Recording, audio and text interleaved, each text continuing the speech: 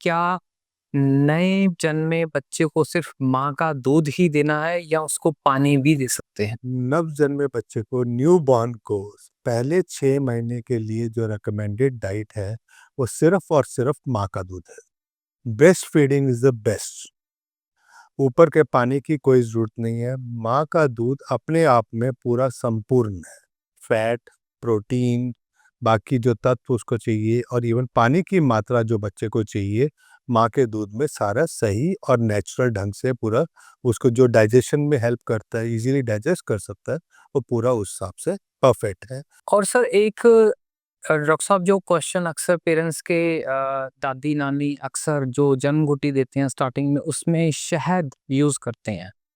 सो जो शहद की जो इंग्रेडिएंट्स हैं हो सकता है वो इतना ऑर्गेनिक ना हो या उसमें कुछ ऐसे एलिमेंट्स मिले हों जो बच्चे की सेहत के साथ खिलवाड़ कर सकें। तो क्या आपको लगता है कि नए जन्मे बच्चे को शहद एज ए जन्म घुट्टी देना सही है या रिस्की है? जन्म से लेके 6 महीने तक सिर्फ और सिर्फ माँ का दूध।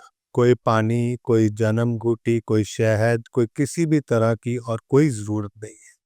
फॉर एग्जाम्पल पेरेंट्स आके हमें कहते हैं कि दवाई देनी है तो साथ में पानी दे दें जी, या दवाई भी तो ऊपर की चीज है।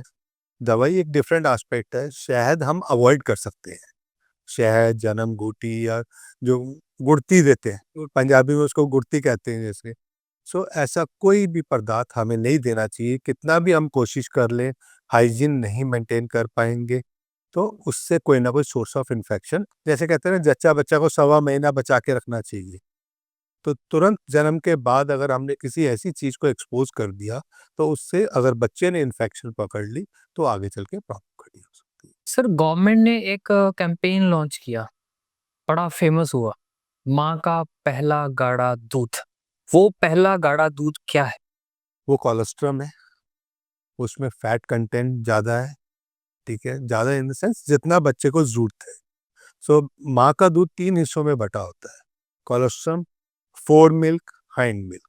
सो तीनों हिस्सों का ही बच्चे को जरूरत है। एक में फैट है, प्रोटीन्स, कार्बोहाइड्रेट्स, वाटर, इम्यूनोग्लोबुलिन्स जो बच्चे को, जिसको हम एंटीबायोटिक्स का रूप कह देते हैं, जो उसको इम्यूनिटी प्रोवाइड करेंगे। तो उसको दूध का हर हिस्सा मिलना बहुत जरूरी है। बहुत बार मदर्स आके कहती हैं थोड़ी देर पिया जी, छोड़ दिया, तो उसको पूरी फुल न्यूट्रिशन नहीं मिली।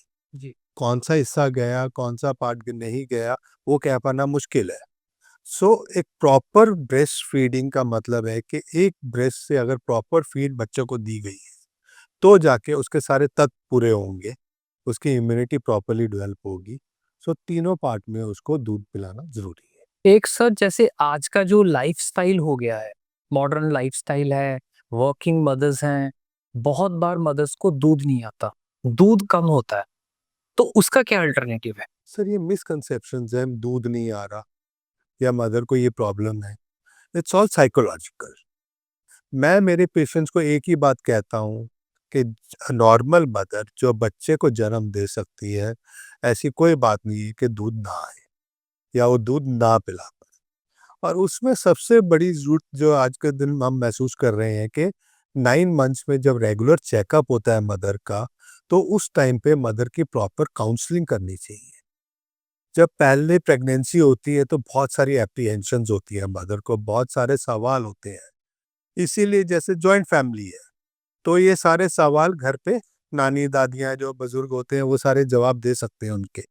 सो वो पार्ट गायनेकोलॉजिस्ट को चाहिए कि वो 9 मंथ्स के चेकअप के दौरान उसकी प्रॉपर काउंसलिंग हो, ताकि उसको एप्रीहेंशन ना हो किसी भी प्रकार को लेके, ब्रेस्ट साइज को लेके, या मैं पिला नहीं पाऊंगी, या मुझे जॉब पे जाना है, मेरी छुट्टी इतनी देर की है। हर चीज का हल है कि अब तो जैसे गवर्नमेंट ने सर मैटरनिटी लीव भी अप्रूव कर दी है। मंथ्स की कर दी है, तो that can be plan that way. ठीक है, उसका मतलब यही है कि 6 महीने तक अगर सिर्फ और सिर्फ माँ का दूध पिला दें, तो हम बहुत सारी आने वाली बीमारियों से बच्चों को बचा सकते हैं। गवर्नमेंट ने ऐसे बहुत से सर प्रोग्राम्स लॉन्च भी किए हैं जिसमें बच्चों को माल न्यूट्रिशन की प्रॉब्लम आ रही मात्रा तो आ रहा है। है। जी, एग्री। आयरन की डेफिशिएंसी हो रही है, बच्चों में भी आगे वही सिम्टम्स जा रहे हैं, इम्यूनिटी वीक हो रही है उनकी। देखिए हम जैसे आज न्यूट्रिशन के बारे में बात कर रहे हैं, तो बच्चे की न्यूट्रिशन तो डे ऑफ कंसेप्शन से शुरू हो गई।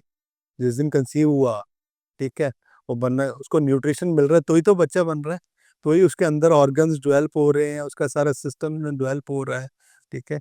उसकी न्यूट्रिशन का मतलब ये नहीं कि जिस दिन पैदा हुआ उस दिन के बाद डिस्कशन करें। वही मैंने आपको कहा कि 9 महीने मदर्स की काउंसलिंग होना बहुत ज़रूरी है।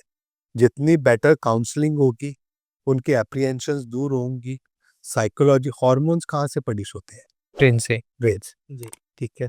उतना प्रॉपर मदर अपने आप को बेबी के डिलीवर होने के बाद वाला पीरियड जो है उसके लिए तैयार कर पाएगी। सर जैसे कुछ मदर्स ब्रेस्ट पंप्स हैं जो फीडिंग के लिए जिनका मदर्स का दूध नहीं आता, तो वो पंप सही है माताओं को लेना, मदर्स को लेना? सर देखिए, ब्रेस्ट मिल्क का सबसे पहले पहले तो हम बात करते हैं ब्रेस्ट मिल्क क्यों? उसमें आपके ये सारे सवाल आ जाएँगे, ठीक है। नेचुरल है, ठीक है। अंदर से आया, अंदर चला गया। कोई एटमॉस्फेरिक कनेक्शन ही नहीं है, तो इन्फेक्शन होगी? नहीं होगी। मैं आपसे सवाल पूछता नहीं, बिल्कुल नहीं होगी। हूँ, नहीं होगी, ठीक है। ना उबालना पड़ा, ना मार्केट से लाना पड़ा, ठीक है। अब पंजाब में सर्दियाँ शुरू होने वाली हैं, ठीक है। आप सोच सकते हो रात को प्रैक्टिकल है? उठ के जाके उबालना, उसको करना, ठीक है। सो अंदर से आया, अंदर से चला गया सीधा, बेबी को कोई एक्सपोज़र नहीं है, एटमॉस्फेरिक एक्सपोज़र नहीं है, कोई उबालना नहीं पड़ा, कोई बर्तन का एक्सपोज़र नहीं है, हाथ हाइजीन का कोई लेना-देना नहीं है उसमें, कुछ नहीं है, ठीक है। So that's the best. जी, तो कहीं न कहीं ये भी हम मान सकते हैं कि जब बच्चों को अक्सर पेट की समस्या होती है, इन्फेक्शन होती है, तो कहीं न कहीं हाइजीन कॉम्प्रोमाइज़ हो जाता है। Very true. In developing countries like us, ठीक है, हम कितना भी बॉयलर्स यूज़ कर लें, बॉयलिंग कर लें, आरओ सिस्टम्स यूज़ कर लें, कहीं न कहीं हो जाता है। हमारी ओपीडीज़ में आते हैं, बॉटल साथ में लेके आते हैं, हॉस्पिटल का एटमॉस्फियर है, ढक्कन बाई चांस साइड पे रह गया, आवाज़ पड़ गई ओपीडी में, हम बच्चे को लेके आ गए विद अ नेकेड निप्पल, जी, इन्फेक्शन नहीं होगी। एटमॉस्फियर में सारे हमारे कीटाणु ही हैं। जी, जी। सो नेकेड निप्पल तो हमेशा वो रहेगा expose. So breast milk that way it's good, best. So hygiene तो कॉम्प्रोमाइज़ हो ही जाएगा। उससे बचने का एक बेस्ट यही है मदर्स मिल्क।